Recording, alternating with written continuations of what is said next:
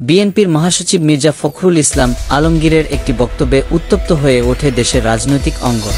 সেই উত্তাপের রেশ কাটতে না কাটতেই এবার বিবিসি বাংলাকে দেওয়া সাক্ষাৎকারে উপদেষ্টা নাহিদ ইসলামের একটি বক্তব্য ঘিরে নতুন করে শুরু হয়েছে আলোচনা। শুক্রবার বিবিসি বাংলাকে নাহিদ বলেন, বিএনপির কথা টন, কিন্তু আওয়ামী লীগের সঙ্গে মিলে যাচ্ছে। এর আগে বুধবার বিএনপি মহাসচিব বিবিসি বাংলাকে বলছিলেন, বর্তমান সরকার নিরপেক্ষ থাকতে না পারলে নিরপেক্ষ সরকারের প্রয়োজন হবে।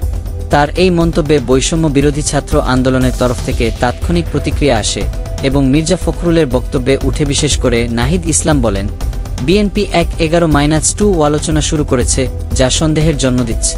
একই সঙ্গে তিনি অভিযোগ করেন, বিএনপির অবস্থান দেশি বিদেশি ষড়যন্ত্রকে উস্কে দিতে পারে।